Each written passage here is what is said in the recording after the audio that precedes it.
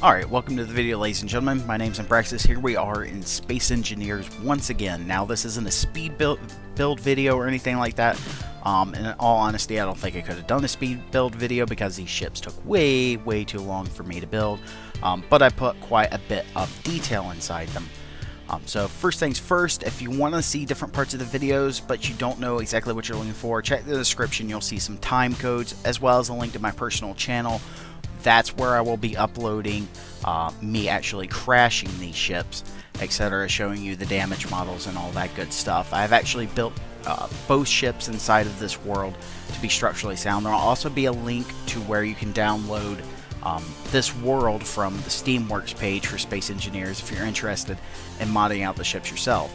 In fact, that's actually why I'm making this video over on Reddit. I made a couple of posts in R-Gaming, and they wanted me to cease production on the large version of this ship. That way they could get a raw copy and make it to their liking versus what I like to do with it. So what are we looking at here? Well, this is a StarCraft 1 and 2 battle cruiser. It's kind of a mix of both. I looked at all the concept art from StarCraft, all of the manuals and everything, and basically every piece of concept art for a battle cruiser is different. The ships look completely different from one game to the next, and they don't even look like their concept art for the most part. So this is my adaptation on what the battle cruiser's supposed to look like, at least inside my mind. Now, this is the smaller ship. This is what I'm going to call the Minotaur class ship. These are the ones that you would see coming into the atmosphere in StarCraft 2 and lending close air support in the campaign. These would not be the ones that you would see like Jim Raynor flying, like the Hyperion, if I'm not mistaken, is a Leviathan or a Behemoth class battlecruiser. So this is just a Minotaur class, the ones that enter the atmosphere. A much smaller version, however, it's incredibly formidable. Now, I don't know exactly how the damage models are going to work once they get the weapons active, but this thing is built to take a pounding. Even if you ram another ship into it, as you can see here, for coming from the bridge to the base of the ship, I've got structurally reinforced walkways and everything.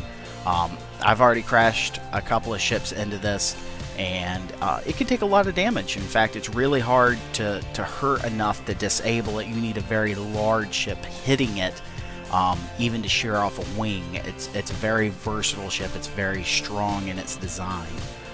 It's also very well equipped. I do believe I put 16 automated missile turrets on the roofs, and these turrets are all around the ship. It can attack from all angles, although it is weak from a side attack. I had to leave some sort of weakness in there.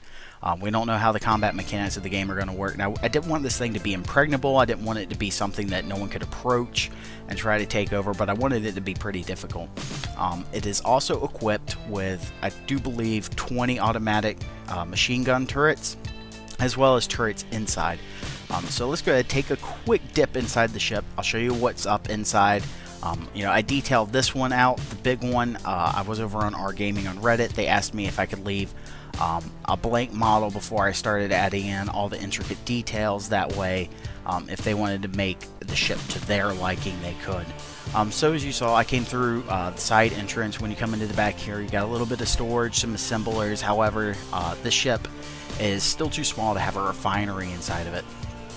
It's got your standard nuclear reactor cores, a bunch of smaller cores all around it to keep it nice and powered up. There's one more entrance here in the back, and I did kind of design the interior of this ship for hand-to-hand combat because there are going to be machine guns and stuff like that, and I'd assume there should be some sort of advantage to try and take over other people's ships if they have PvP. Other than that, it's a very basic design. It wasn't meant to have anything landed inside of it. The larger ships were, if you remember from my StarCraft 2 campaign, the Hyperion was able to have race and all kinds of stuff land inside of it. But that's what I saved for the Behemoth class. Now, I'm calling it the Embraxian class because it's a little bit larger than the Behemoth. It's not even really meant to be orbiting planets. It's more like a flying fortress. It's quite literally meant for you to fly into an asteroid field and basically take complete control of it, because it's going to be so well armed. It's going to be darn near impossible for anybody to attack it. So let's go ahead, hop into the driver's seat. I'll pull this bad boy out, and you can get a better sense for you know, what the scale for these ships are. So first thing you might notice is, yes, I'm backing out of a hangar bay. The hangar bay that I'm backing out of is actually the incomplete back end for the Ambraxian class battle cruiser. Now, I purposely have not added any major details to the really large battle cruiser because you know, people were asking me if I would mind leaving a blank copy for them to mess with. So that's what's going on there. However, once I put this up on the Steam Workshop, which is currently down, but it should be up later today, and I'll have this on there, I'm going to be outfitting it for what I want it for. Basically, what I'm designing it for is just to be a flying fortress, just an impregnable, you know, what do they call it? Impregnable, just behemoth of a ship. So this one, the really large ship, is designed much the same way that the smaller ship's designed. In fact, when I built the small ship, it was actually meant to be nothing more than kind of like a scale model. That way I knew what I was looking at. However, you know, when you start going a lot bigger, things don't quite look the same, particularly when it comes to like structural reinforcement and stuff like that, when you're anticipating the ships being hit and all that good stuff. So here we are at 38 meters a second, and as you can see, this thing is absolutely massive. It's basically larger than any asteroid that you see around here. I do have the bridge completely set up already, so we'll go ahead and take a look at that, but I just wanted to show you you know, what kind of scale this thing's on. It's actually I did put engines on it just in random places to fly it around for a little bit. And it's a rather unruly ship. It's really easy to you know, be flying around and just hit an asteroid. You don't realize it, and you'll stop moving. The big ship is just it's really hard to damage it. In fact, as you look back there, you know, if you look at the small ship and then look at the larger ship, these wings on the side, they're almost as big as one of these asteroids are across.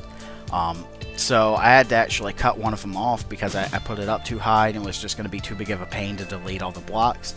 Just threw some engines on it, put a cockpit on it, and sent it off. And I mean, it was just as large as that asteroid over there. I mean, it hit and it just tumbled off into the middle of nowhere.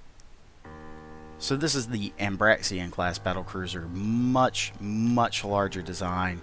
Much easier to get in through the front there. And this one was also designed with hand-to-hand combat, or not hand-to-hand combat, but you know, combat in mind. You know, putting up small walls, etc., about the same size as the engineers themselves. You know, they can crouch down behind the wall and shoot and all that good stuff. Comes with 4 cockpits, you know, mostly just for looks, and I'll show you something real quick. So the ship is actually large enough that I can't see the back end. So flying this thing can be a real pain. You know, I'll have to like figure out a mod or something so I can actually see the ship in its entirety. But you know, so that's that. I'm not gonna show flying it. It's very difficult to fly. I didn't put hardly any thrusters anywhere, but it has multiple levels to its design. You know, all the way to the ground floor, and we're not even on the ground floor. The ground floor is actually down there. And then once you go off into the side panels, you know, the blocky parts on the side of the battle cruiser, you know, that's where I have some extra storage and nuclear reactors. Like I said, this one's supposed to be a very bare bones model. You know, for the guys on Reddit who wanted to customize the ship for themselves. You know, I did customize, you know, the hallway and stuff like that, but I didn't necessarily just go all out. So here's something I did want to point out was the actual design of the neck of the ship. Because, you know, if you're thinking about attacking it, and you can actually survive the volley of cannon and missile fire. Probably one of the easiest places for you to damage it would be along the net, which is why it's been completely reinforced. Every 4 meters there is a reinforcing bracket that goes the entire length of the ship, as well as parallel support beams to make sure that it can't be like torqued off. For an example, if 2 ships, one hits the front end and one hits the back end, it won't basically just snap in the middle. And then as far as what's going on here, I was going to put some additional catwalks and stuff up here, but when I was looking at different concept art for the battle cruisers, I noticed they did have like power cells and stuff, for the Yamato cannons and all that. That was built into the neck of the ship, so I went ahead and did that there. This is, I want to say it's roughly about 70 tons of nuclear reactors. It's just absolutely massive amount of power, and this was more designed not for the weapon system but to run the engines. And then inside the wings themselves there's going to be reactors for the outer engines and weapons. So this thing shouldn't have any real issues with power. The one thing that it does have a problem with is gravity. Gravity generators only have a reach of 150 meters. They get weaker as they go out, and this thing is, I think it's 300 something meters across by, I think it's 400 something meters long, something like that. I've got just gravity generators all over the place, but as you can see, I'm out here and there's no gravity. So an absolutely massive undertaking. I went ahead and smoothed out some of the edges, some of the iconic design of the ship for people. Now, I'm just going to throw this up in the workshop. You guys can edit it however you want to. But I wanted to keep the basic, design of the ship. That way it has a kind of uniformed look. That way, at least, for myself, if people are going to go out there and mod some of the work that I'm going to upload to the workshop, particularly when we come to multiplayer, I would love to be able to just look at it and say, hey, you know what? That was my general design for the ship. I wonder how they customized it. So that's basically going to wrap it up for this video here. However, on my main channel, Embraxis Games, that's where I will be uploading the destruction of the very large ship. I need to create a couple of separate saves, that way I can load it to the workshop and then continue to work on it without having to repair all the damage. So basically I'm going to be taking the Minotaur class battle cruiser and just smashing it into the Embraxian class, to see exactly how much it takes to break it. So if you want to see that video, go ahead, head over to my channel and check it out. This has been Embraxis. I would love to see some of your guys' creations here on Space Engineers. If you want me to upload them to my channel so they can get some more exposure, let me know what they are on the workshop. I'd be glad to have them on my channel. I'd be glad to have you guys as a guest on the channel, talk about your ship, what you were thinking with it, and all that good stuff.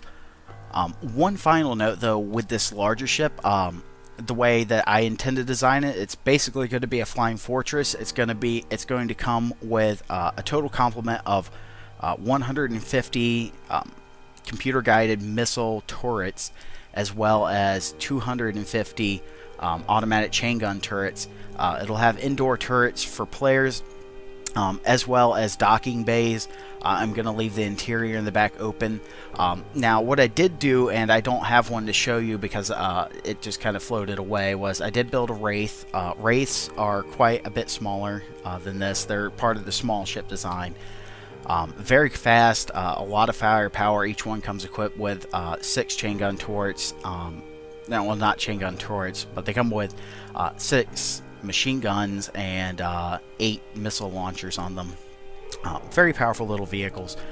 But I did math it out, and with the way the docking bay is currently set up, as long as they do bring docking into the game, I should be capable of fitting 210 of those small Wraiths into the cargo bay. Some of them will be equipped with mining equipment, stuff like that. There will be refineries in the bay. And unfortunately, the Minotaur class is just a little too big to dock. However, I can fit that into the ceiling and then still fit in a lot of small ships, into the back.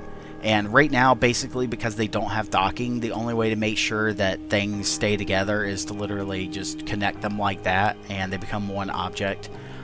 So hopefully they get docking figured out where at least, like the footies on the bottom of the ship will be magnetic. But yeah, so basically that's what's going on with the ship. I just wanted to show it off before I really started customizing it myself. I've put a lot of time into these ships. The small ships, probably like 4 to 5 hours. This really large one, this bad boy is 16 hours in, and I've basically just got the outline done, some of the interior. It's a lot of work, so I'm looking at probably 2 weeks before this thing is completely just detailed, detail heavy, just a gravy ship. Something really, really nice to look at. I wish there was multiplayer so I could invite people in to help me build and stuff like that. I don't have a whole lot of time to actually build on it, but I just wanted to show you guys, the ships that I'm working on. Get some feedback, see what you guys think, and that's basically it. Like I said, follow me on my normal channel. That's where I'm going to be actually destroying these ships, to show you some of the collision models and stuff like that. And stay tuned for things in the future. I plan on building a lot of different ships. I think my next project is going to be, once I'm finished this, my next project is going to be going into the Freelancer universe. I want to make a couple of Rhinelith battle cruisers and stuff like that. So yeah, really enjoy this game. I wouldn't necessarily suggest picking it up just yet because there's a lot of stuff missing. However, when a few more features get added in, I would say hell yeah, pick it up. It's a really fun game. If you like Minecraft and you wanted Minecraft to have movable vehicles and stuff like that, I think this would be right up your alley. So that's gonna finish this video. I'm gonna stop rambling. This has been Abraxas, and I'll catch you later.